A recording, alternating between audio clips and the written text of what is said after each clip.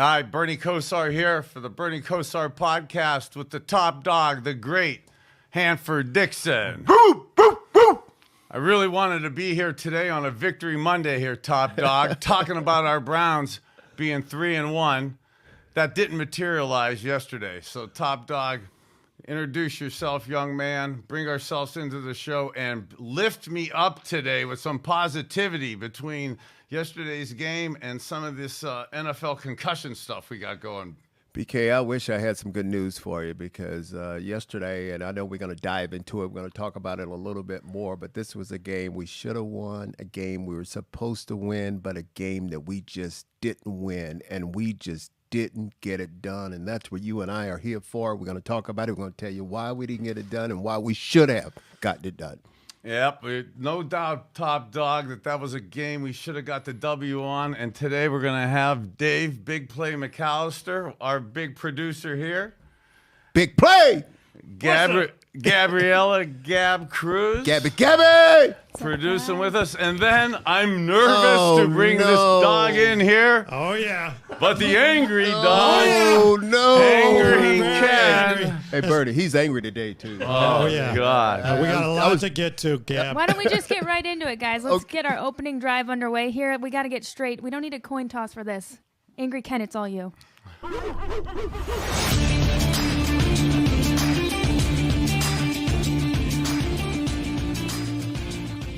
All right, let's get right into it. And if you're wondering why we got the sunglasses on again, it's because we lost sleep last night. And because my friends around the country are tuning in, I'm not quite sure I want to be recognized today. So this is the Angry Ken Get Up. By the way, did you get a bad haircut or something over the weekend? We made fun of the victory chain. We were all ready to show this week, but it's going to have to wait. Let's dive right into the game, guys. Let's dive right into the game. So Browns lose the toss, which is the first time this year, and they go on offense, and they come out nicely. Donovan Peoples-Jones on a nice play action for a first down. I thought it was nice he got Jacoby into the ball game early with a nice pass. And then David Njoku, Chubb, Njoku again. The Browns drive it right down. But here we go, guys. 4th and 4. By the way, old timer, and this is why I start getting angry. You take the points right here. You take the points. It comes back to haunt you. But we decide to go for it. Let's see what happens. I think we know what happens here, Angry Ken. We would be a little more festive if this was more successful right here. You know, I do love the way we started the game. You know, to come out with our first 4 plays, getting north of 10 yards on each play to get basically on 4 plays down to the 3-4 yard line, to have 1st and goal down there, to have an opportunity to take the lead right off the bat. I'm from the old school way. I know what the analytics are for wanting to score touchdowns. And absolutely, you want to score touchdowns at any point in the game, but specifically early. But I have, top dog, I have this real hard and fast rule. And again, I always wanted to present myself as the leader, as the guy with complete confidence and belief in myself, and that we're always going to score touchdowns. But the reality is you're managing the game and you're managing the process, so you end up with a W. And when you're on the road and you get the ball first and you march down the field, to me, it's so deflating for the home team to have you coming down the field, marching down on them. Yep. And almost like in the days of playing poker where you want to get off the snide. Yeah. When you come down there, any points matter at that point in the game. And I know you want to get a touchdown and stuff. Yeah. But to get down there inside the 5-yard line, to have an opportunity to have a free field goal to jump up 3-0, as opposed to coming down there and then getting the momentum back for the Atlanta defense, for the Atlanta offense coming out onto the field, made for a tragic, tough start for that. I agree with you because I was a little bit disappointed because I agree with you 100%. Anytime you have a chance to put points on the board, you have to do it. And when you look at that particular play, and I'll say it real quick because we got a lot of plays that we're going to look at today. But when you look at it, you look at Brissett when he's coming around there, and you'll see right at the end, right before he steps out of bounds and right before he throws the ball away, you'll see Nick Chubb. He's standing right there in the end zone with his hand in the air. He's waving, throw it to me. And if he'd have just looked and saw him, obviously we'd have had a touchdown.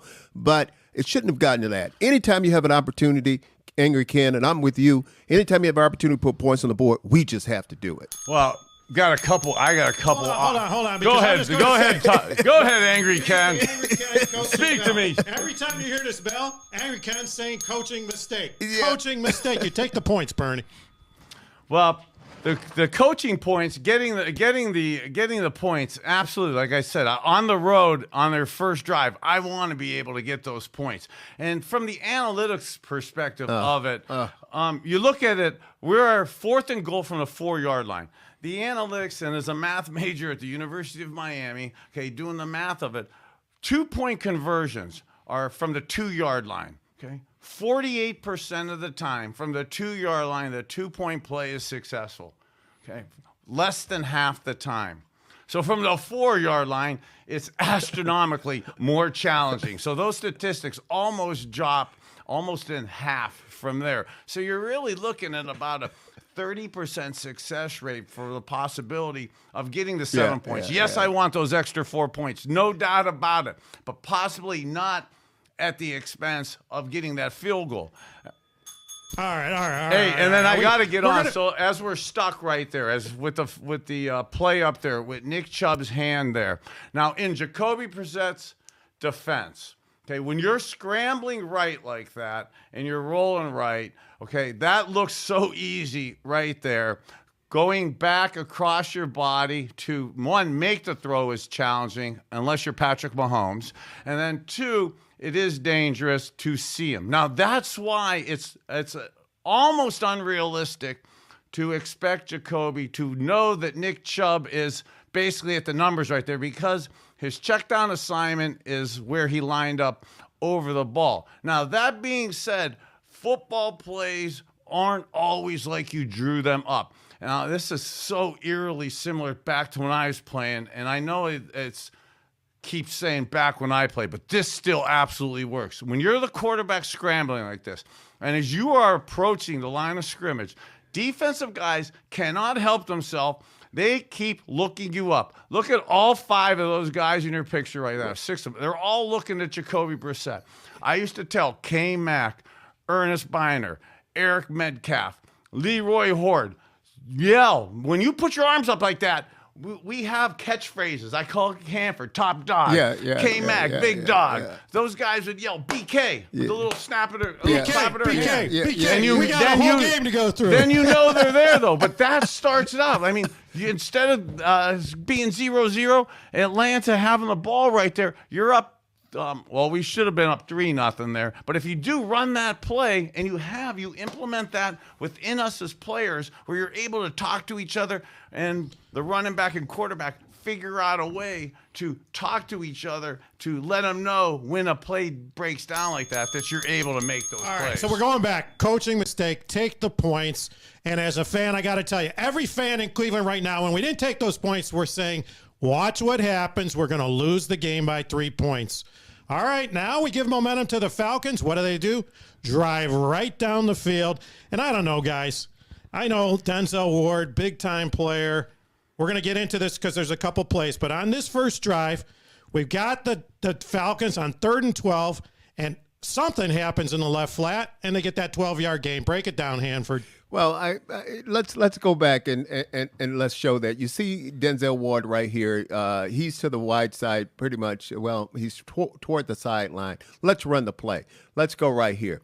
You see him going. You see the quarterback right there. He's doing what we call a little bit of a boot action play right there. Now, what he's got to do is nobody is threatening him. See how far he's off the wide receiver? Sure, he may not be able to make that play, but he's got to come in because he's covered what we call just space over there. I mean, you can't do that. You got to go in. Now, obviously, 2 of those backers or that free safety's got to make that play, but he's still got to be closer to the action over there, Bernie, I think, because nobody's on his side. Nobody's on that side over there. It's just him and what. Still, he can't make that play. But still, he's got to be there closer to it. He could squeeze on the second post, but in Denzel's defense, that's a cover 4 quarters coverage. That's a Blake Donovan for the Falcons. That's a double post move with Kyle Pitts. That's a cover 4 quarters quarters coverage beater play right there. So you do have to squeeze it from the top there, and they actually don't run a very good route. That's actually have two guys in the same area. There's no way really that should. It should have been an easier play for us to make because they really have the area right there, two of them right in the same area, and they shouldn't be. Hey, Dog, but this is Ken. I'm sorry, but there's one point I got to bring up on this, and I wanted to ask you this question: is Top Dog and Minnie, you guys are top tier press bump coverage guys, man coverage guys. One of the things I think that's starting to kind of show itself through the course of the first 4 games, and I love Denzel's cover ability. I love his man coverage ability. But it's a different mindset and a different ability to playing man coverage, press bump, man coverage. I got you all over the field. You and me all day are going to be dancing, as opposed to it's zone, quarters, cover 4 coverage, where you're doing communication, playing the communication game, playing technique, as opposed to Dog, I just got you. And not only are this play we're talking about, it materializes coaching later in the game. Coaching, where's the coaching, Hanford? Well, I agree with you because what Denzel, I mean, we gave him the big contract, and Newsome is playing extremely well, and Emerson is playing extremely well. So we have 3 corners right now that are playing, I think, pretty well. But what Denzel and I think Newsome has got to do right now, they got to go up to him and say, hey, 2 other guys we're going to take out. We're going to take out of the game because we're going to cover them man to man. We're going to go with them wherever they're going. We're going to take care of these guys. Okay, don't worry about them during the course of this ball game. Worry about everybody else. And we're not doing that because we can't put guys like Denzel and Newsome, as good as he's playing, and even Emerson. I mean, he'll make a mistake here and there, but he's still playing well. We got to let those guys take out those wide receivers, and it's just not happening. Well, that's where, guys, again, coaching.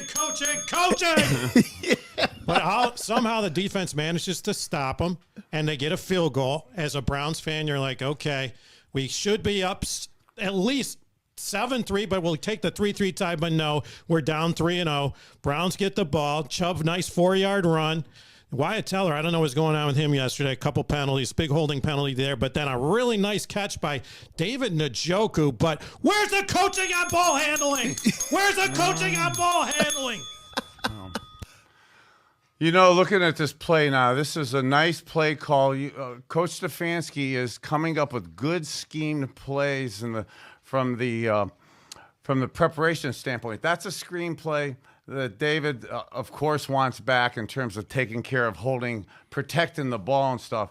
But also, we're running a lot of screens early, and we're getting success with them. But also, we're starting to kind of bank on the screens a little much, and that tended to haunt us later in the game. So it helps us early. But you could see the Atlanta Falcons and their D coordinator, Dean Pease, they were ready for the screen game. Well, and I thought those screens hurt us last year in our play calling because I thought he was running them a little bit too much. But I thought overall, David Njoku, I thought he had a decent game. He had 5 catches again yesterday, 72 yards, and but you're right, Angry Ken. He's just got to protect the ball. Guys, I mean, you can't. Look, we were taught in Pop Warner football how to secure the ball, how to hold the ball. You look at it; these running around there with that ball so exposed there. But okay, we turned the ball over. Angry Ken's upset. The fans are screaming. And we had a lot of fans there too yesterday. Well, we had a lot of fans down there. Always show up. We're angry all over the country. And the Falcons score. It's 10-0. But I'm going to tell you something. As a fan watching that game, I still had hope. I said, this is going to be a big drive for the Browns. Let's see what they can do. And I had faith. I think as Browns fans, that's one thing we've got is faith. And we drive the ball right down the field. Chubb starts dominating, and the Browns start showing their running game. And then let's watch how we score our first touchdown. What a play. Yeah, loving Jacoby here. It looked like you, big dog. Yeah. It looked like you. Thank you. Age is getting you, top dog. I love you, brother. Thank you. Boy, what a great run by Jacoby here. And he I mean, puts his what head a down. great run. I mean, what he did to the defenders was just unbelievable. People could say what they want to say about him, but this particular play was just great. Watch him right here. He fakes the run. He fakes like he's going to throw the ball to draw the defenders to him. Then he cuts outside, and he's able, Bernie, to get in the end zone for a score there. Well, and he's not predetermining what he's doing. I love how you said he fake pumped it to Kareem Hunt there. Actually, I think he was looking to throw it to him. Okay, and that's okay because you're able to pull it back, not make the mistake because he sees 27 dipping underneath him. So to have the presence and the vision to see the peripheral around Kareem Hunt, not to make the mistake, and then for that big body of his to have that athleticism to make that move. And what he did, and what he was smart enough to do, BK, if anyone was watching the game, when he did that fake, he knew what the defenders was going to do. Both of them went up in the air, and they tried to block the ball. And he knew once he got them off their feet, that was enough room for him to make his cut around. I could have made that cut right now once I got them off their feet and go in the end zone for the score. I'm chuckling and stuff here because one of the things I have that I've been wanting to say through the course of today and the show is, in the heat of battle, guys revert to who they are. And even though myself, who is massively slower than Jacoby Brissett, okay, and nobody feared me when I ran. But even though when I would run and I would fake throw it like that, defensive guys, they can't help themselves. They got to jump up and stuff, and it allows you that ability to duck underneath them, just like Jacoby Well, did. to come to your defense real quick before I go back to Angry, I mean, I don't think no one's going to be afraid of Jacoby Brissett running the football either. So I think you two, I think you'll get him in a race. The way he's got that 3rd and 1 and 4th and 1 quarterback sneak, he's got that a little better. But I'll tell you what, as Angry Ken goes, as a fan, you're sitting there and you're loving the heart of this guy. I know Hanford, he's winning you over. I'm hearing him winning you over. But he's got the fan base, and we like the fact that he's showing a lot of moxie. He's a leader in that huddle. That play was great. And as a fan, you're thinking to yourself, we're going to come back and win this. We need our defense to step up. They do. And just like that, the Browns get the ball again. They're on a drive. Jacoby with a great quarterback sneak, then a nice 15-yard run by Chubb. And then we tried to fool him with the Njoku end around. I know that was a play that was supposed to be good, but it ends up leading to this spectacular pass to Donovan Peoples-Jones. Looking up in the sun, guys, tell us what you're seeing here. Great play. So gorgeous. And you can see here, we talked about this on the podcast last week. And Big Dave, one of our clips that you carved out, how last week I love throwing the ball deep on 2nd and 1, 3rd and 1. 3rd and 1 here on the plus side of the 50-yard line where you're absolutely able to go for it on 4th down. So you know that if you don't get the big bomb on 3rd down like this, you still have 4th down in your hip pocket with the great Nick Chubb or with the 95 to 99 percentile of success rate with Jacoby Brissett doing a quarterback sneak over Ethan Postnick. The success rate's there. So you're able to take these chances. So I absolutely love this play call to give us a chance to nail a touchdown like that. Well, I want to give a big play a lot of credit for pulling this play out because I just thought it was an excellent play. And we have to give the coaches credit on this one, Angridkin. I mean, we just have to give him credit because if you watch DPJ, if you watch him where he lined up, he was on the hash right there, gave himself plenty of room to come back to the corner. That's why I think the corner, I don't know what he was thinking about because he was in an outside technique and he should have stayed in the outside technique because he have to come back outside because he was so far in. I'm talking about his alignment. Right. So, and then that catch, you got to give Jacoby Brissett a lot of credit too. Oh, That's he dropped a dime right in the bucket. There, right in there. But to the Donovan Peoples-Jones and from the inside hash running that corner out where we talk about the corner should absolutely know that he's going to be trending outside with that inside release alignment from the snap. But if you remember last week, the David Njoku touchdown, it was the exact same alignment. Okay? Yeah. Inside edge of the numbers. And so those guys were studying film, so I could see during the course of the week them saying, hey, even though it's the inside edge of the numbers, they're going to push you outside and come back to the seam like we got the touchdown with Chief last week. So you put the corner overplayed, Donovan Peoples. All right. Hanford, you want to give the coaches credit. That's a nice call. I did think so. I think you was going to agree with me on that. Now we're right there on the 2-yard line, 3-yard line. Let's punch it in. Go to halftime, up 14-10. But where's the play calling? Where's the play calling? We got a team that can run the ball in. What do? Oh, we're going to throw it. Now we got a holding penalty. We're back. We have to settle for a field goal. It's halftime, 10-10. And as a fan, you're thinking to yourself, we should be winning 21-10. Guys, what are the players thinking at halftime? What were you thinking? What do you think they're thinking at halftime? Well, at halftime, I haven't even gotten to halftime yet because to be 10-10, all things considered, that's not the end of the world. So we're thinking about it from a player perspective. You don't want to look in the rearview mirror. You want to learn from the rearview mirror, but you're really thinking about where we're at and what I need to do to get the W. But from the perspective of coaching, play calling, time management right there, that's absolutely something that coaches and people, we want that back. We had our full array of timeouts down there. We were down basically at the 1-yard line. We've been talking about our success rate and our physicalness, and we talked about last week the need to show our physicalness and dominate, because that is the strength of our team. We've talked at length on the podcast about our abilities to pick up a yard when we want a yard.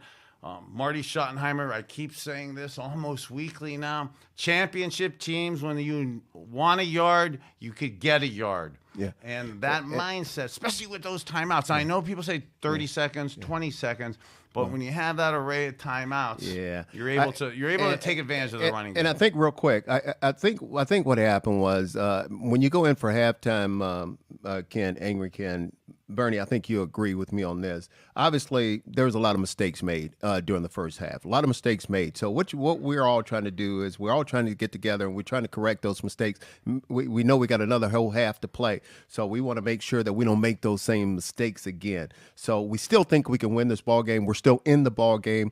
Again, you talked about it. We got a 10-10 score. So really, the score is 0-0. Let's go out the second half. Let's not make any more mistakes, and let's create some big plays, and let's go out and take this ball game. So fans around the country, 10-10, we're not feeling great, but we're feeling like we pretty much are in control of this game. Falcons are going to take the opening kick in the second half. Let's just show some good D, which we do. All right, now we got the ball back. Let's just run it down their throats. Let's own the line. What do? We pass, incomplete, half the punt. Back it goes over to the Falcons. And this is where Denzel Ward did have a great interception, guys. Did. But the Browns can't move. Cade York, 45-yard field goal. The kid comes through. Browns take the lead 13-10. We're not happy as fans, but we're feeling like, all right, we should be in control. And then this is where... Guys, coaching. Falcons take the ball, and they hand it off. Play number 1, 10 yards. Play number 2, 5 yards. Play number 3, 5 yards. They just run it right down. Where's the defensive coordinator? Where's the adjustment? They ran 10 straight plays right down our throats and scored a touchdown, and we... As fans, we were beyond angry. The meter's about to explode over here. That's how I was yesterday. Hanford, where's the adjustment? Well, we knew going into this ball game that they could run the football, and they had a kid over there, and this was crazy to me. The whole time he wasn't even in the ball game; he was on the sideline, and you said it right off the bat. They ran the ball down our throat, and I just couldn't believe BK watching this team run the ball on us 10 straight times. Didn't try to throw it. All they did was turn around, hand the ball off, and they were getting whops of yards. I'm talking about 10 yards, 9 yards, 8 yards of pop. What they did was they gave us some of our own medicine. Because what we do is we're able to run the football on team. That should be our game. game. It wasn't even an And all-pro. they flipped the script on us. It was a guy they just picked up. They just signed him off the practice squad. So, Hanford, when you're on defense and they're running it down your throat and you can't stop them, what do you do in the secondary as a cornerback? How do you make any adjustment to try to stop him? Well, we really can't make the adjustment because what we have to do is we have the mindset that at some point what they're going to try to do is they're going to try to flip a play action pass on us. They want to draw us in, draw us up. And I knew I thought it was going to be a problem with us because I was seeing Joe Wood's defense pretty much that whole time when they were doing all that. He was doing everything he could, bring those guys up in the box, meaning the safeties, the linebackers, bring them up to the line of scrimmage. And I kept saying to myself, I said, boy, I'm really worried because there's a chance, once you do that, they pop one through there, you can forget it. He's gone. But, Dave, to your question to Hanford and stuff, that one of the things that that happened, Atlanta gets up to a 10-0 start. First quarter, they're running the ball, they're moving the ball really good. But from the point that it was 10-0, starting the second quarter, the Atlanta Falcons had 6 total yards in the second quarter. They did not get they got a first down in the first quarter. Yeah. They did not get a first down again till 7 minutes to go left in the third quarter. Yep. Okay, so yes, Joe Woods in that situation looked bad from the late third quarter and fourth quarter we're talking about. But from his adjustments from late first quarter to mid third quarter, what he was doing, Dave, to your question, he was walking up the safety flat out, making a tight 8-man box. Like, to Hanford's point, daring you to play action pass and throw deep. Yeah. But Atlanta wasn't doing that. And this is kind of to Angry Ken's point, and I'm not trying to feed your hostility or feed your anger here, but we talk about us guys being older and kind of maybe knowing some situations, knowing players. As a quarterback, knowing that you need to score on the road no matter what on the first drive, if you have that opportunity to. Also, too, like being older and stuff, we know so many of the different staffs, systems, coaches within the league. Like the Arthur Smith, the head coach for the Atlanta Falcons. The offensive coordinator for the Atlanta Falcons is Dave Ragone, quarterback from St. Ignatius High School under Coach Kyle. Okay, good coach. Okay, good coach, a great coach. Like he's a tough guy. They're going to run the ball. They are built like the Cleveland Browns, so.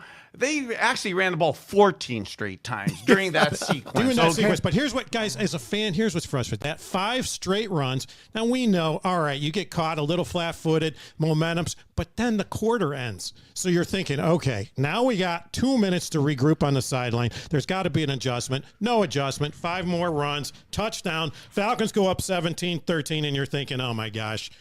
Browns, what can we possibly do here? But you know what? We go back to our tendency, what we said we should be doing all along. Run the ball, Chubb. Nice 6-yard gain. Chubb catches a pass for 9 yards. Chubb for 3. Njoku. And then, I'll tell you what, this was a great play right here. When Chubb takes the run around left end, guys, this is when a fan, you're thinking, all right, they finally are recognizing we can run the ball. Well, that's where Chubb is just so good. And one of my keys, that was a fantastic response. One of my keys to the game was continue to do what we do best in order to win this game, and that's run the football. And I thought we just had to hammer them because when you're able to run the football, you keep their offense off the field. But boy, when you look at Chubb, he has the ability, he has the vision to see a hole. And when he see that hole, Bernie, he will just hit it. Yeah, he hits it. The offensive line gashing holes there. The scheme with the personnel group, Jacoby Brissett seeing the weakness in the defensive front to be able to run the weak side zone off tackle there, and basically untouched to not seeing guys till the 20-yard line. I mean, that's artistic. That's typically what you do on Friday's practice against your scout team when they're not allowed to hit anybody. And you have to be happy for him because obviously he was playing at home, and you looked in the stand, his mom was there, and then also he had his high school team was there. So it was kind of cool to see him. But the only thing he did, we just didn't get the win. Love it. So, now as a Browns fan, you're hoping that you only got about 1 minute to go in the game. There's still 9 minutes and 51 seconds on the clock. There's a chance. But we're up now. We're up. Let's just hold them. Browns have the 2017 lead. Let's give it to the Falcons. And then you got Avery Williams for 21 yards on a catch. Algier with a 42-yard run. But Mariota, he was trying to give us the game. He muffs the snap. Browns stiffen inside the 10. Field goal 20-20. We're thinking, okay, 7:19 to play. Let's just ball control, run it down the field. Maybe we can run out the clock, but no, we have to punt. And where's the special teams coaching here? I got to tell you something. Ronnie Harrison, watch this. Instead of letting the ball go down to the 1 yard line. And you might say, okay, they come back down with a big pass Falcons in a moment here. But I'm telling you, it's a much different call when you're on the 1 yard line versus the 9 yard line. Guys, is this coaching? Is this coaching? Well, I was frustrated with that one. I mean, I was really frustrated with that one because there was still some yardage left on that. And you were taught, I played some special teams, but I know this, on special teams, you're taught that, first of all, you go and you get in front of the ball, so mean you're facing the ball and you're facing, your back is to the end zone. So what you want to do is you let the ball hit, but you make sure you're in a position where you could stop the ball from going into the end zone. But no, he just didn't do that. He panicked. I think he panicked, and he just grabbed the ball. What was it, on the 9 or something? 9 yard line. There's a big difference between the 9 yard line and 1 yard line. Angry Ken, I'm not trying to cover for the coaches and stuff, and I'm not absolutely trying to dog the players, and I'm not trying to dog Ronnie Harrison. But as players, we need to know that. Yeah. Okay, we're the pros. Yeah. Okay, we need to know that. We also, we are pros. Okay, but it does happen.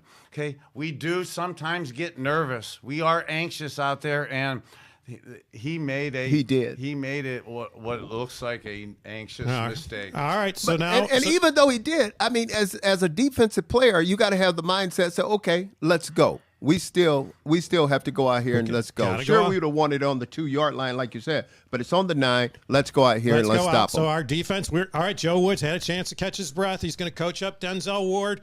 We know what's happened in the past. It can't possibly happen again. But no, let's show the play. This was crazy. I mean, this was absolutely breaking off Browns' crazy. hearts across the country. This was crazy. I just don't understand how this receiver, because when you look at it, coaching, they only have 2 receivers out in the route, 2 receivers going deep. Okay, you have the one over on the left, and then you have the one that's going toward the post, and you just can't let a guy like this in this situation be this wide open. And not only was it wide open, now on the tackle, we grab him by his face mask. Now not only are we looking at a big gain from them, now we're looking at an extra 15 yards, and boy, that one hurt. I mean, look what they started for. We have them on the 9 yard line. Yeah, well, I just finished complimenting Dave Ragone and Arthur Smith and stuff. Let me just say in their defense that, to Hanford's point, that was a 2-man route. 8 guys blocking, the quarterback throwing. Oh. There's no way on God's earth I would run these routes, because versus zone, there's no way on God's earth that should be open. Okay. What I find fascinating with this is when I watched this on the TV copy yesterday, this eerily reminded me of what I thought the issue was with the Jets with the cover 4, the quarters coverage, where nobody ended up with the deep guy. On this one, we ended up with both guys on the deep one. I actually, though, I was listening to the post-game press conference, and I heard Denzel talk about, though that was cover 3. In the Jets game, I think that was cover 4, quarters cover. So in cover 3, Denzel has deep third. So deep third. He does not have the guy on the 32-yard line if that's cover 3. So we want to know, as fans, is that Denzel's? If it's cover 3, no. Then what happened? Is it where was? We can't keep going on. This is the 4th week. Somebody's got to tell me and the angry fans around the country who blew that coverage. It can't. It's communications. Miscommunication. So then it's coaching. You talk to them. It's miscommunication. It's been miscommunication. I want no miscommunication here. It's been miscommunication for the past 3 weeks right now. And miscommunication. That's what's the crazy part about it. Yeah. Past 3 weeks has been miscommunication between them in the second. And why that gets open, though, but Ken, why that play gets open with just 2 men versus a cover 3 is because they ran those 14 plays beforehand in a row. And if you see the play action fake on that play has the linebackers, justifiably so, sucking up into the line of scrimmage, then when they realize that it is a play action pass, not a run, they're scrambling, turning their ass back and getting into their zones lost. They got no depth. They got no depth on their They're panicking now all of a sudden. Yeah, they're running around. Yes. Guys, this isn't Patrick Mahomes. This isn't Tom Brady. This isn't Aaron Rodgers. This is Marcus Mariota. And now we're down there. But I got to give credit. We got to hold them. The defense got to stiffen. And Stefanski, good use of timeouts, put us in a position where we just had to hope that we can hold them to a field goal, which we did. Yeah, nice tackle by Jacob Phillips on third and one to make that. Great play. And by the way, Angry, I have to say this. We really, really missed Anthony Walker yesterday. I mean, we really missed him. And Phillips did a great job. I mean, I thought he played a good game. He showed his speed.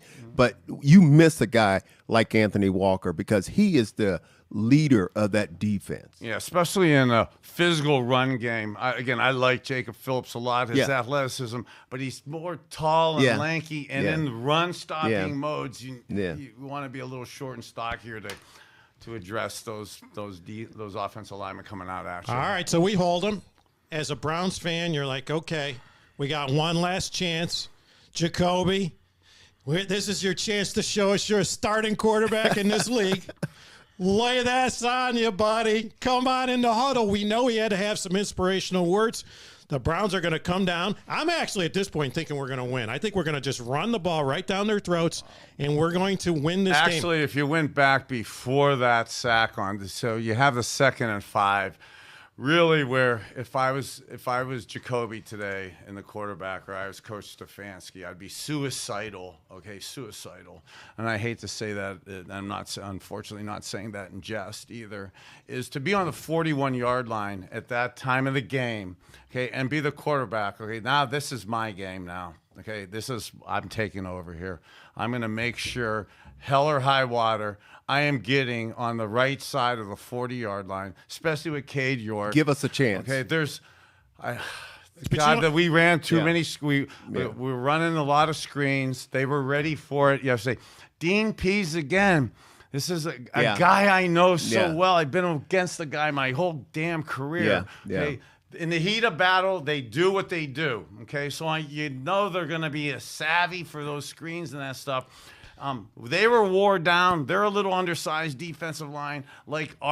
After they ran the 14 plays in a row, I mean, they wore us down. Same principle. We got time to run. And this is why I was shocked on the sack, because on that particular sack, and I know this is an interception, but I'm gonna get to that. But the sack, you never see this happen to. Go back to that sack. Go back to the sack. You know where he came. You know where he came right through. You know who gave up the sack? Joe Petonio, number 75, and you never see Joe Petonio give up a sack. I mean, the guy, just watch him right in the inside. Watch, shake him off. Look, boom, right there. Come in there and get him. Joe Petonio, number 75. You see him right there. He knows it. We don't have to say anything to him. He realized that a crucial point in this ball game, you can't give up a sack. So that hurt us. Now we go to the play. This is the final play of the ball game. Jacoby Brissett though, before that, I think Jacoby, I'm all in on you. I love how you've been playing. Yeah. But at that point on the 45-yard line, man, we got to chuck that rock away. Yeah. But you know what? We have to throw that ball away. Can't take it. You know what, though? He had earlier on that drive, guys, and I'm thinking as a fan, just run the clock down. He had a great 20-yard pass to David Bell. We don't have that clip. It was actually a good play. And then another 7 yards to DPJ. That's what got us down to the 41-yard line to begin with. We still had 1 minute and 30 to go. So we had plenty of time to run it. But then we just unravel. All right, Bernie, and this is not the first time this has happened on a game-winning drive with Brissett. What's going through his head here when he knows we have Cade York? He can kick a bomb. What's going through Brissett's head where he's throwing it this long? All right, so I so want to be on the sidelines or in the coach's ears during the week, okay? Because right here now, okay, it's 3rd and 23. Okay, we know Dean Pease. Okay, he's gonna set the picket fence around the first down markers. Look at all those guys around the 30-yard line right there. Okay, now we know we have Cade York. And we know we don't want to kick a 60-yard field goal, a 55-yard field goal. But you've got to be thinking 2 downs. Look at the 45-yard line Pick on the up left some hash right yardage. there. Yeah. Hey, you know from your pre-snap alignment, okay, you're able to talk to the quarterback. You see 7 guys around the other 30-yard line. They're rushing 4. You know with time like that, your underneath flare control is going to have space 10 yards downfield, and you know he's going to have a plethora of room to run right there. So we have time. We had time to get up to a line of scrimmage and either kick a field goal or go for it. But he actually has time here to run another 10 yards and probably even get out of bounds. But Bernie, shouldn't somebody be reminding him of this? Yeah, I need It's to. I coaching. want to do this. It's coaching. And there it is. And there's nothing worse than a Browns fan. You want to talk about what makes the meter explode? When you see the other team, after you've dominated time of possession, you've dominated the line of scrimmage when you have the ball, and you're seeing Marcus Mariota in the victory formation taking a knee. My head was going to explode off my shoulders. It hurts. It hurts. That one really hurt. I mean, you know it's over then. You know it's over. And you know what, guys? As a fan, my final rant on this is dysfunctional. It's a dysfunctional team. It seems like it's dysfunctional at the top. We've got too many people talking about analytics. I don't remember Hank Stram looking at the analytics. I don't remember Myers Schottenheimer looking at the analytics. Sam Ritigliano. You know what? There comes a time when a coach has to take over and coach. Man, talk about an overreaction from Angry Ken over there. What's he talking about? Well, you know what? All right, Hanford, come on. I have to say this. I agree with him a little bit because I think you as a coach, I need a feel for the game. I know what the analytics say. I know what the numbers say, but the hell with the numbers. I have to get a feel for the game, and I have to get a feel if it's on offense. I got to get a feel for my quarterback and how the game is flowing on defense. I have to get a feel for my defense. But don't tell me about that analytics bullshit. I mean, I think these coaches are outsmarting. They're too smart right now with all this crazy stuff. You see the same thing happen. Everybody have their opinion about the Baltimore game. Who's in our division? I mean, you're going to tell me that Harbaugh shouldn't have kicked and took the points. Is he crazy? He has lost his mind. I don't care if your defense is not playing well. There's too many things could happen, a fumble or interception or anything that could happen to stop those guys. In the worst case scenario, they score a field goal and you go in overtime. Well, that's to Angry Ken, to your point, I want to be so bummed out today, and I am bummed out. Yeah. But I still, is christening in my head is the words of Marty Schottenheimer in days like this. And as much as we don't want to remember it, we had a few days like this early in our seasons too. And yes, it's basically the end of the first quarter of the year after 4 games and stuff. Okay, guys, but it's still, we're 2-2. It's not optimal. We should conceivably be 4-0, but our division was a disaster this weekend. Yeah. Okay. I mean, it was a gift from Santa Claus. Yeah. The Ravens and the Steelers again. So other than the Bengals getting a win, we're still, as bad as we feel today, we're still right in the heart of it, and still amazingly in first place. Well, that's out. That, you know what? That's the only way we're making it is 2-2 right now. That's what we as Browns fans we gotta say. But one last thing from Angry Ken. How about some emotion from Kevin Stefanski? You can't just go up there at the press conference and say, "Well, it's on me. It's on me. Well, it's on me." He showed some. Let me tell you what he showed some. You remember when he went for it on 4th down there and we didn't make it? He showed some emotions, and it wasn't the emotions that he So wait, no, before you go, the coach, Kevin, I from a QB perspective, from a player perspective, it's easier said than done. I love how he gets up there and falls on the sword. Yeah. Okay. I like it. He says he didn't mince words. I want to do it better. It's on me. I want to do it. It's on me. me. So on me. I really love that. And Yeah. I'm not sure because I have screwed up in interviews and I have a certain mannerisms at time. And now with some of this brain concussion stuff going on, you get lost sometimes in interviews. Well, you know, okay, but I want to say to Jacoby's press conference yesterday and to Coach Stefanski's. You know, we talked about it after the first podcast, and I really like Jacoby. Okay? I really like him a lot. I like him too. And I so loved the emotion and after the first game of winning and the tears that were coming out of emotion for that. Again, I hate to keep saying when I played, But when I lost a game like that yesterday, and whether I was right or wrong, or it was my fault or not, and I threw a pick at the end of the game. You take responsibility. Oh my God! I would want to be suicidal. I would want to impale myself on the 1st and 10 spikes before showing up at that press conference. But if I show up at that press conference, hell would freeze over before I smile and laugh. Now, sometimes in nervousness, I laugh and I ain't really mean it like that. But I want my players, I want my teammates, I want the organization, I want everybody to know I live and die with this damn game and this team. And I know there's a lot of things going on in this world. There's a lot of things that are more important than a football game. But when I'm playing, not to me. Okay, and I want everybody to know that that's all that matters. So, you know, at 4:15, and I'm at that press conference. I literally wanted to die if I didn't come out with the right side of it. And I wanted my teammates and the whole organization to feel like that because it matters. Your whole day is predicated today. Your whole week is what happens on Sunday. And Bernie, before I kick it to you, Gabby, Okay, the thing I just want to say is that you're absolutely right, Ken. I mean, we're 2-2, Bernie. We're 2-2. And we just have to forget it. We just have to forget it, have a short memory on it. We got to turn around. We got to get ready this week, and let's just go out and let's win this one.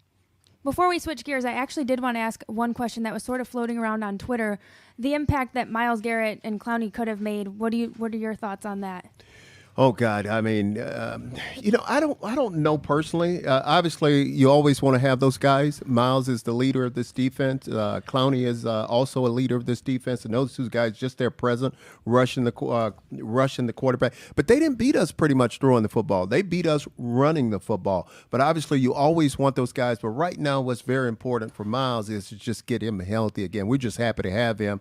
And then Clowney, I think hopefully he'll be back because I think there was a chance that he was going to play yesterday, but hopefully he'll be back this week. I absolutely think it had a factor yesterday. That 14 running plays in a row, the wearing down of our defense towards the end of it. I actually thought Joe Woods in the second quarter and third quarter actually made good run game adjustments to neutralize the Atlanta running game, but they wore us out, and having Myles Garrett and Jadeveon Clowney yesterday, I think would have added to our depth and our ability to stop the run, and it would have neutered them in their attempt to wear us down like they did at the end. Well, speaking of Myles getting healthy, we have seen some other players that we want to see healthy. Let's talk about some of the concussion protocols that we've seen in the last week, because not just the Tua situation, which we'll definitely hone in on. I know, Bernie, you were mentioning a Vikings player that the training staff gave him the smelling salts to bring him back to life. We also saw, I think it was last night in the Bucs game, one of their tight ends went out with concussive symptoms and then got put back in the game only to be pulled a few plays later and ruled out due to concussion. So let's talk about that Tua situation and the Vikings situation. What are your thoughts? You know, it's I think yesterday was October 2nd. The year is 2022. And I thought I was having a flashback because I played in the first London Bowl. Me and Hanford-Dixon did in 1989 in Wembley Stadium. Yes. We played the Philadelphia Eagles over there. And in the 80s, the concussion treatments and the way they handled stuff was very archaic. And we talked about in the podcast here earlier about in the old days that I used to have in my a pocket in my pants of smelling salts. So when I was knocked out and conscious with the concussions, it would bring you back, wouldn't it? It would bring you back right away. Well, that's now illegal. You're not allowed to do that. Kids don't do that. If you have a concussion, if you're unconscious, you don't need the ammonia smelling salts to bring you back for the short term like that. But it's been outlawed and illegal for quite a few years in the league. And to be watching the damn game in 2022 in London yesterday and to see a guy for the Vikings come to the sidelines and the tweet is coming out from a great doctor, Dr. Chris Nowinski, who's an ex-WWE wrestler and is amazing in what he's doing and checking out for traumatic brain injury. For him to have picked up on that, and you could see right there the smelling salts. And that's about all you really need to get a quick sense back into your head. And I can still remember, again, me being able to do that, to come up with a a quick running play to get a little more time to separate yourself so that you could get your faculties back behind you. But it's amazing to me that stuff is still happening today, 2022. Yeah, and I think the issue too is that, it's not just the one hit you're risking when you put the player back out there. I think with all the brain health and all of the research that's come out, even since your playing days, is the fact that you're really running a high risk of serious brain damage when you put somebody back out with the potential of a second concussion. Oh, so yeah. So like the thing with Tua was just unfathomable to me. And to have finished my career with the Dolphins, to know a lot of the medical staff down there, to know some of the guys that are involved in that decision and stuff, and then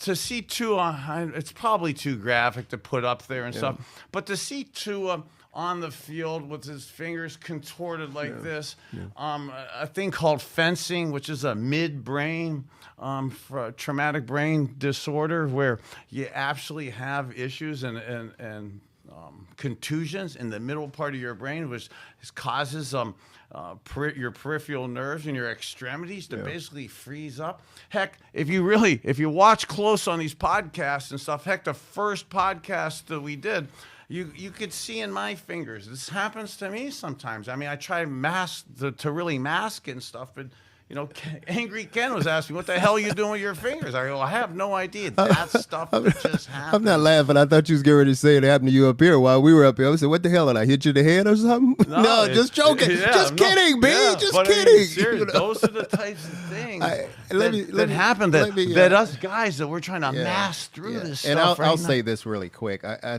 think what the NFL, what they have to do is you have to protect the player from themselves. Because, as players, we think we just want to go out. We're invincible. We just want to go out there and we want to play. And if you ask us on the sideline if we're okay, we're going to tell you yes. We're going to pretty much tell you yes. We want to go back in the ball game. I think that's why you have to protect the players from themselves. Absolutely. I use that phrase all the time. Yeah. Protect us players from ourselves. And by the way, when you're asking us who are concussed and stuff or with the brain injuries and that, we really aren't within our faculty. So I actually love when they say, well, you told me you were okay. Well, I absolutely have no idea what the hell's coming out of my mouth. Okay. It's just a complete bluff reaction to try to get through this situation because you really don't know what's happening to you.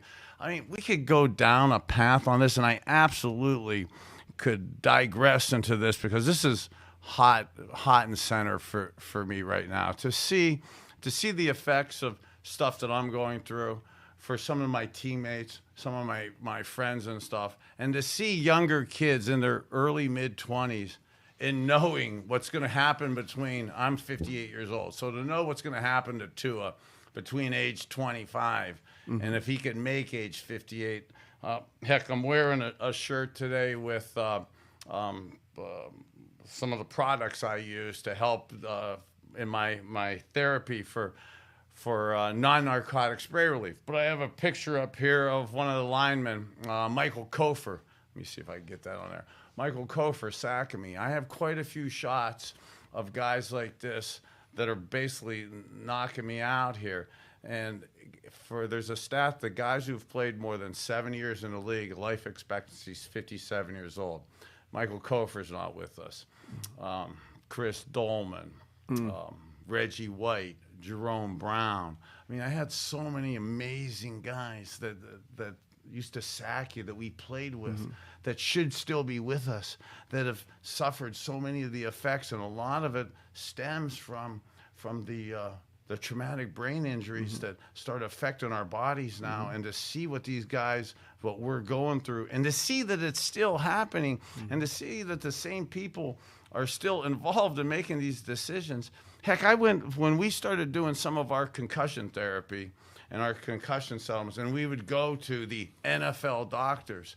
I mean, to be a doctor's neurologist. Heck, I remember one of mine. It was an impartial third-party doctor from the Columbus Blue Jackets, the hockey team, and he says to you, "God, you're part of a lost generation.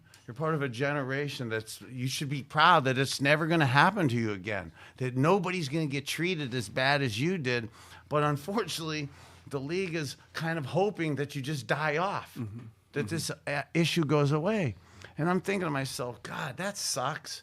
But that's that's a team doctor. That's an NFL doc telling me that. But at least in a demented way, I'm not overly proud of this. But I'm sitting there thinking, Doug, I'm thinking, well, at least he's going to say that on the concussion settlement that you are sick and that you're going to at least get some of the compensation. Yeah. So not only does he say that he's waiting, that part of the league is waiting for us to die, but then he also denies and says that we're bluffing, says that I'm bluffing. I mean, how do these guys live with themselves? Find a way not to give us what's truly deserved. Yeah. Well, or to find out, to admit, so that we can actually know some way to get some help that isn't narcotic-based, therapy or surgery-based, that's actually shortening our life and amplifying the issues that are happening within our heads. So we'll definitely be diving down this rabbit hole a little bit more in future episodes. I know, Bernie, you have the most to say about it. But let's kind of wrap up here. We're going to throw it to Angry Ken. We're going to look ahead with the Chargers coming into town. So Angry Ken, take it away. Well, as you can see, the hood's off. The sunglasses are off. I got the victory chain on in anticipation of next week. The Chargers come in. It's a conference game. As a Browns fan, we're resilient. But we got to take a look at the 1986-87 Browns. And let's start it out. This is a great play. Bernie to Webster Slaughter. 30 seconds. Take us through this touchdown and roll the clip. Bernie back in the pocket, throws. Little slant touchdown to Webster. Yeah, you know what? Me and Webster used to love to throw the fade or the slant. Okay, that was press coverage up there. Dave, if you run that back again for young quarterbacks, like I absolutely know I'm throwing it to Webster, okay? Webster's at the top left of the screen. Go back to the beginning again, Dave. If you watch it for young quarterbacks out there, you're basically going to, on the screen, you're going to see me looking straight to the right. You're going to be looking right. So everybody thinks I'm throwing to the right. That takes the safety that's on the left hash where that referee is, but he's about 10 yards down the field. That makes him come down to the bottom of your screen to the right, knowing that that's going to make it like stealing.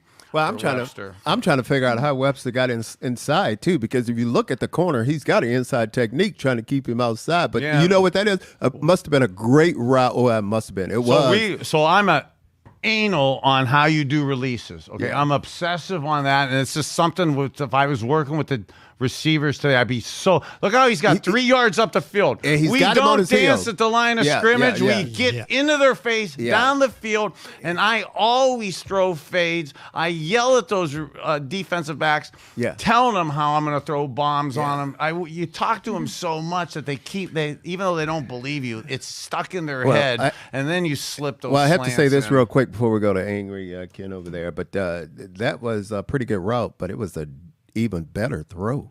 Well, you know what? For you younger fans, I'm biased. I agree with you. Well, no, you know what? For you younger fans, what we're trying to do with this show is we're getting into the minds of Hanford and Bernie. These guys are legends, and there's so much we could learn from them. And we love the way we're breaking it down. But let's take a look, because we saw Jacoby scrambling. I think we see Bernie scrambling here. Let's roll the tape. I told you he could do it. I told you. Show me. Oh, this is my career-long run, I think. I told you he's got it in him. Look at him. Look how he's holding talking about that. Look at him now. And see there? See there? See how he found the receiver? Wait. This was the game, though. Okay, this is.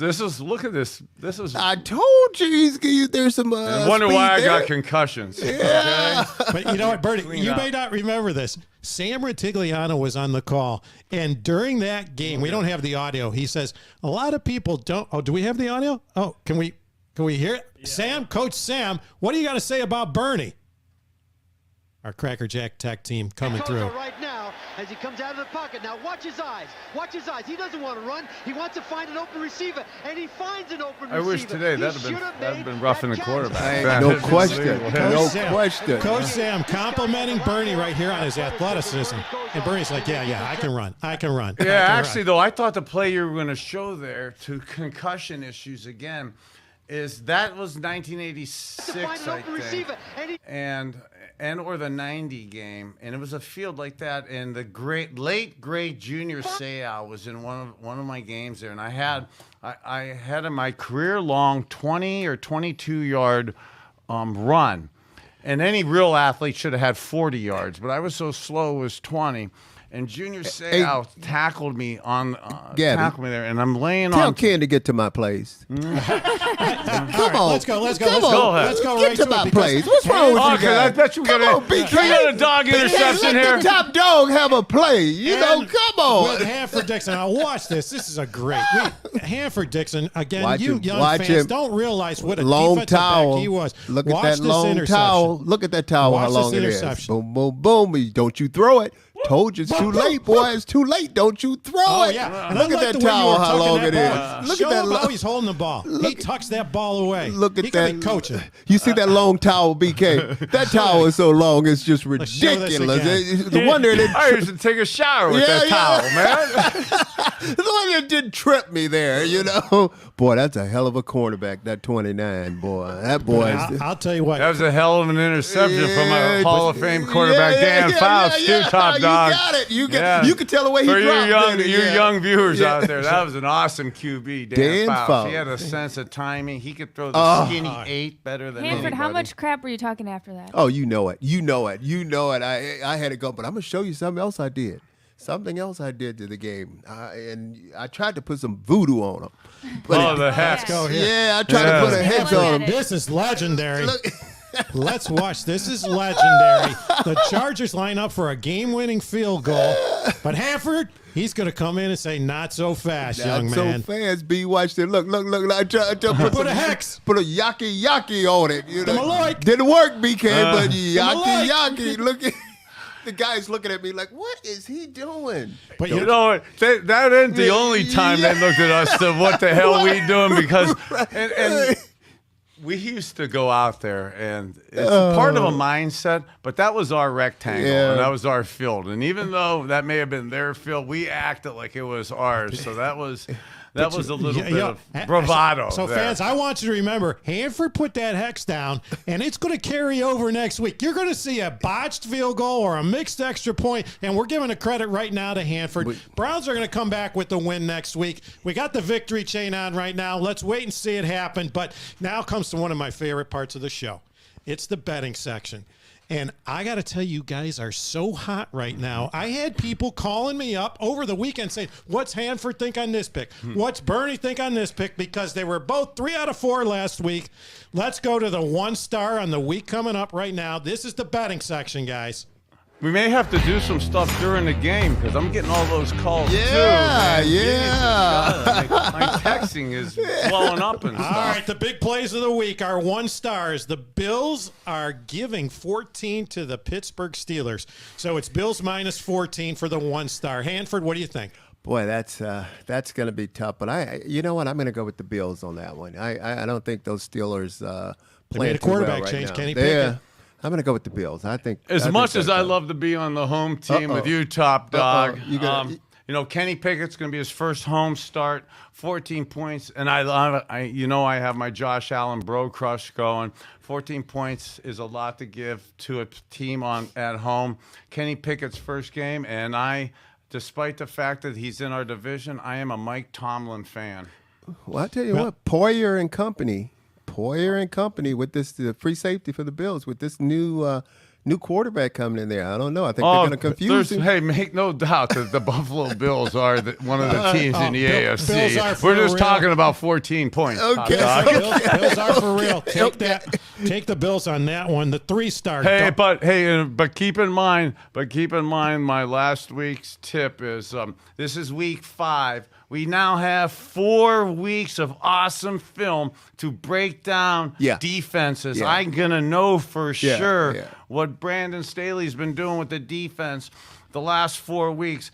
this is all offenses around the league now should be getting better into their groove, and this is where these overs play in significantly more. That Bills defense is tough. Kenny Pickett, 2 interceptions. I'm going definitely with the Bills. Kenny actually had 3 interceptions, but who's counting? No, I'm talking next week. Yeah, that's right. That's right. I'm talking next week. All right, the 3-star Dolphins are -3 at the Jets, and I don't think the Jets are for real. And I don't care if Tua's not playing. I think Teddy Bridgewater gets a chance to coach it up. He's a good quarterback. I'm taking the Dolphins -3. Bernie, what do you say? I think, Ken, you're going to be a loser. I think that too much is going on down in Dolphin land, young man. And this Tua thing and the kind of stuff that's, I think, being talked about with the Jets now winning a couple games, being a home dog is all right in the Jets' favor. Well, I'm going to say this. I think the Jets are playing well right now. I think they're believing that they can win, and that's over half of it. But Dolphins just have too many weapons. I don't care. They're just a good football team, and I'm going to go with the Dolphins. I think Coach Saleh doing a good job, but it's smoke and mirrors. Jets are the Jets. The Dolphins all day long. But now we get to the 5-star. This is the big one. Take it to the house. Take it to the bank. Ooh. Bengals are getting 3.5 points at the Ravens. Now, the Ravens are desperate, but Joe Burrow and company may be too much, Hanford. What do you think on this one? You know where I'm headed with this one. I think Baltimore is going to I think this team is a good football team, even though they've lost the lead the last 2 weeks and lost the ball game. They're a good football team. I think the Baltimore Ravens is going to respond and cover. Yeah, I absolutely think the Baltimore Ravens are a very good football team. They've lost 5 home games in a row. Yeah. I absolutely can't fathom that. But the state, we think we have secondary miscommunication here. Okay, we don't have secondary miscommunication compared to the Baltimore Ravens. They have some communication issues absolutely going on. And I have a big bro crush on Joe Burrow. So Joe Burrow getting 3 points against a tough Baltimore defense that's struggling with communication right now. I'm liking the Bengals and points this week. Wow. Bengals really? And points. Bengals and Overs. points. That's right. There's your 5-star. So there you have it. Take it to the house. Take it to the bank. We want to remind everybody, gambling's just fun. Please make it pizza money. But if you think you got a problem, 1-800-GAMBLE. Ohio sports betting starts in January.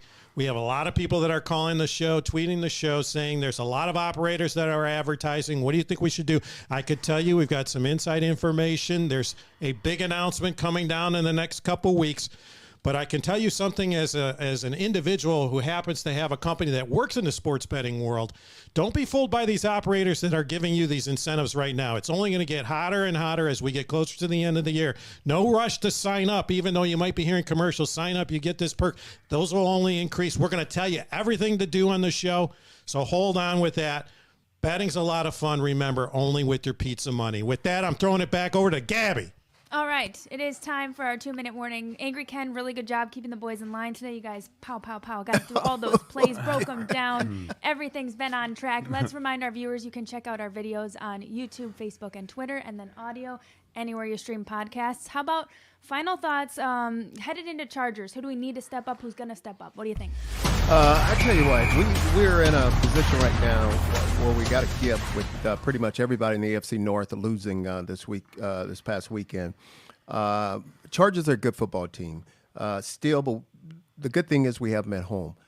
We got to have this ball game. I don't care how we do it. We got to have this ball game. Hopefully we'll get Miles back. Hopefully we'll get Clowney back, and let's continue to do what we do best, and that's run the football. And if we do that, we'll keep the ball away from their offense.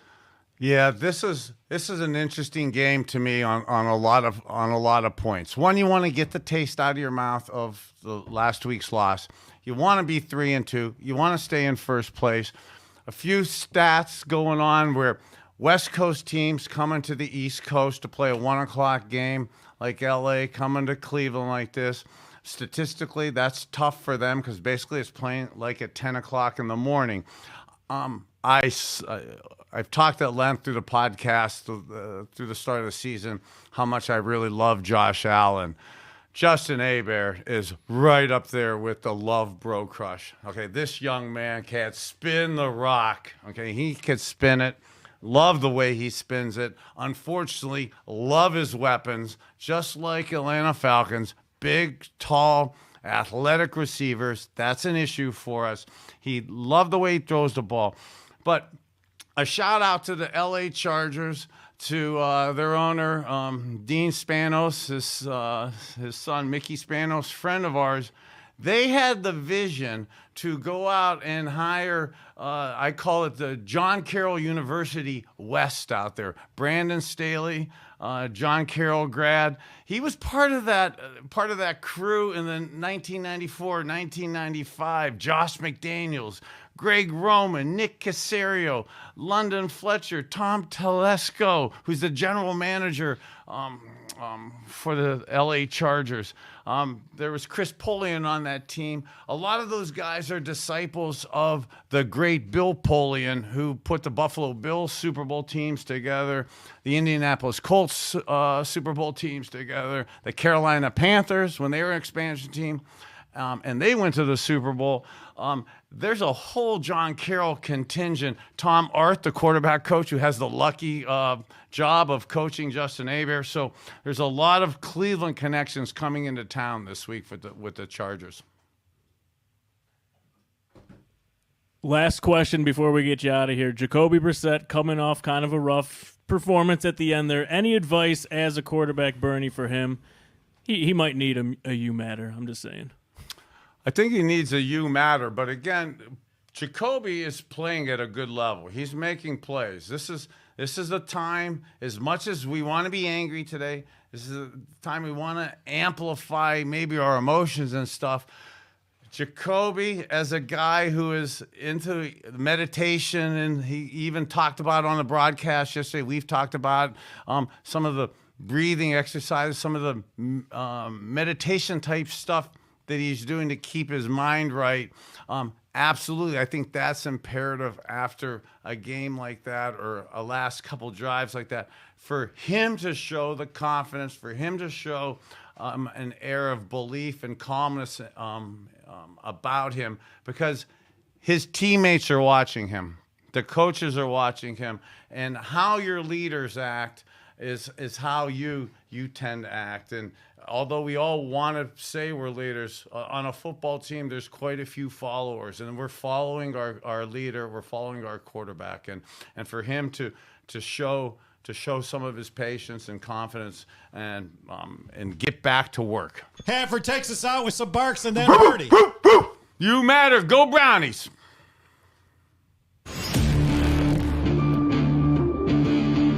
Okay.